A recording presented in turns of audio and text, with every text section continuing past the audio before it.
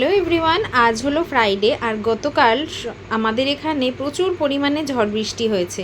তাই ঝড় বৃষ্টি হলে সন্ধ্যাবেলা কিন্তু মুখরোচক কিছু খেতে ইচ্ছে করে। আর ঘরে ফ্রিজ খুঁজতে খুঁজতে পেলাম দুটো বেবিকর্নের প্যাকেট।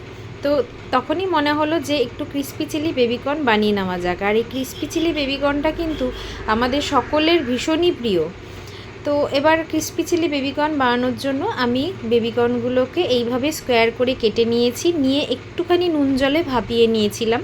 তারপর বেবিকর্নগুলোকে জল থেকে ছেঁকে তুলে নিয়ে এর মধ্যে নুন, একটা পেস্ট বানিয়ে নিয়েছিলাম যেটার মধ্যে আদা, রসুন আর শুকনো লঙ্কা, সেই পেস্টটা দিয়ে দিলাম। আর দিলাম গোলমরিচ গুঁড়ো আর অল্প একটু dark soya sauce, red chilli sauce আর কর্নফ্লাওয়ার 2 চামচ, ময়দা 2 চামচ দিয়ে ভালো করে মাখিয়ে নিয়ে এটাকে খুব ভালো করে ভাজতে হবে।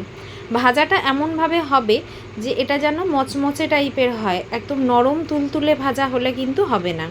যদি একবার ভেজে নেওয়ার পর তখন দেখো ওগুলো নরম হয়ে গেছে, ওটাকে কিন্তু আবার তেল গরম করে মানে গরম তেলের মধ্যে সেকেন্ড টাইম যদি হাই ফ্লেমে ফ্রাই করা হয় তাহলেই কিন্তু বেবিকর্নগুলো পুরো মচমচে হয়ে যায়।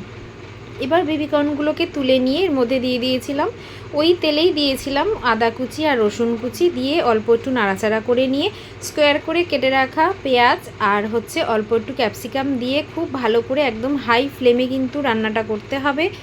ঠিক এইভাবে নেড়ে বারবার দিতে হবে। তার মধ্যে দিয়ে দিলাম tomato sauce, red chilli sauce, অল্প একটু ডার্ক সয়া সস আর গোলমরিচ গুঁড়ো আর স্বাদ মতো নুন দিয়ে খুব ভালো করে এরকমভাবে নাড়াচাড়া করে নিয়ে বেবিকর্নগুলোকে মিশিয়ে হাই ফ্লেমে নাড়াচাড়া করে তারপর দিয়ে দিলাম কর্নফ্লাওয়ার গোলা জল, সেটাকে দিয়ে হাই ফ্লেমে নাড়াচাড়া করে নিয়ে একদম ড্রাই করে নামিয়ে নিলেই তৈরি হয়ে গেল ক্রিস্পি চিলি বেবিকর্ন।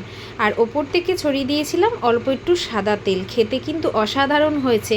তোমরা এর পরে যখন ঝড় বৃষ্টি হবে কোনো একদিন বানিয়ে খেয়ে দেখতে পারো, কিন্তু দারুণ লাগে খেতে আর বাচ্চাদের তো ভীষণই প্রিয়।